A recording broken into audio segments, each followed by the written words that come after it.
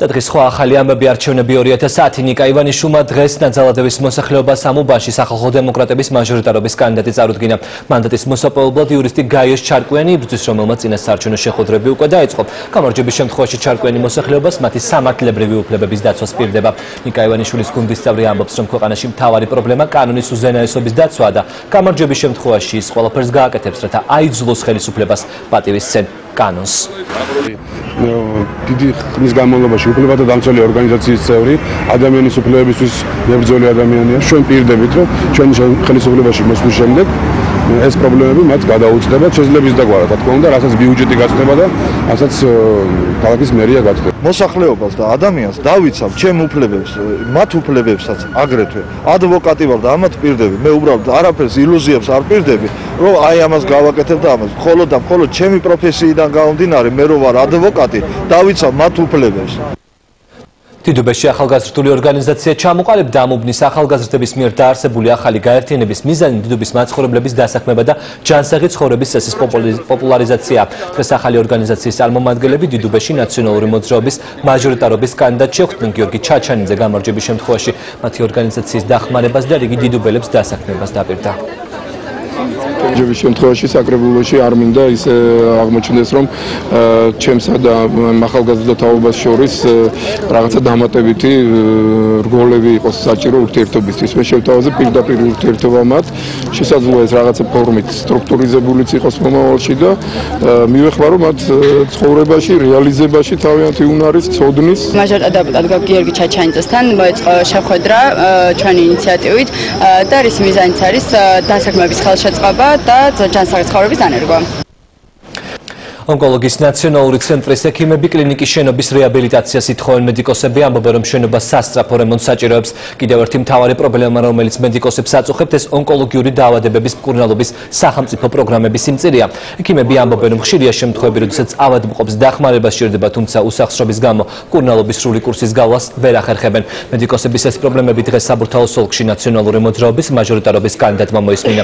საზასინაურის განცხადებით, მისი გამარჯვების შემთხვევაში ყველა პირობა შეექმნება მედიკოსებს, რათა ქვეყანაში ყველა მოქალაქისათვის ჯანდაცვა ხელმისაწვდომი გახდეს.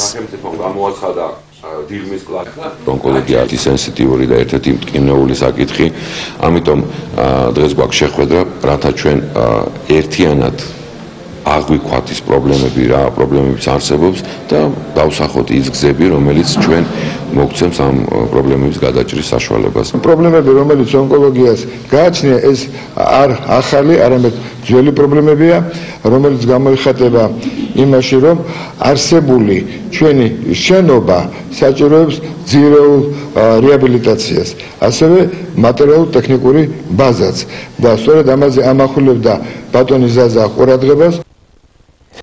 ალიანსის საქართველოს ლიდერები დღეს საუთო სადამკვირვებლო მისიის ხელმძღვანელს შეხვდნენ. საუბარი 30 მაისის არჩევნების წინ ოპოზიციის მიერ დაფიქსირებულ დარღვევებს შეეხო. დღეს ვიქტორ დოლიძემ ოდრი გლოვერს დეტალური ინფორმაცია მიეწოდა, თუ როგორ იყენებს ხელისუფლება ადმინისტრაციულ რესურსს და როგორ ხდება ზეწოლა ოპოზიციის მხარდამჭერებზე. ალიანსის საქართველოსთვის საერთაშორისო სადამკვირვებლო მისიას თხოვს ყველა ეს ინფორმაცია დარღვევების შესახებ მათ დასკვნებში აისახოს.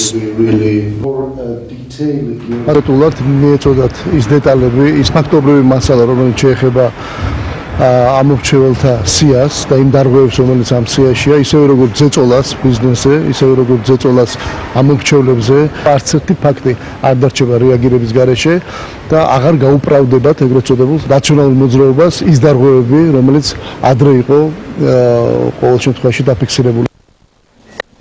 ალიანსის საქართველოსთვის გრძანისის მაჟორიტარობის კანდიდატი თბილისის მერიას დაუგეგმავი ინფრასტრუქტურული პროექტების განხორციელებაში ადანაშაულებს. სოფო ხორგურიანი ამბობს, რომ გრიშაშვილის ქუჩაზე გზების რეაბილიტაციის შემდეგ ბორდიურები არასწორად დაამონტაჟეს, რის გამოც ხალხს მანქანები ეზოებში ვეღარ შეყავს, ხოლო 18 ოჯახი ბუნებრივი აირის გარეშე დარჩა. დღეს სოფო ხორგურიანმა გრიშაშვილის ქუჩა კარდაკარ შემოიარა და მოსახლეობის პრობლემებს გაეცნო.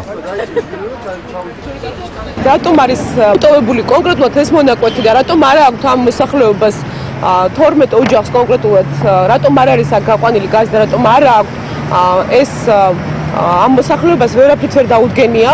მოვიდნენ გზის გასაკეთებლად, თუმცა ეს გადათხილი გზა დატოვეს და შეხედეთ რა მდგომარეობაში არის ქარი, მტვერი და რეალურად კიდევ უფრო დაზიანებული გზა. ეს რომ დაშალეს ის მოთხარეს და ეგრევე დაგვიტოვეს და სულ მტვერში ვარ.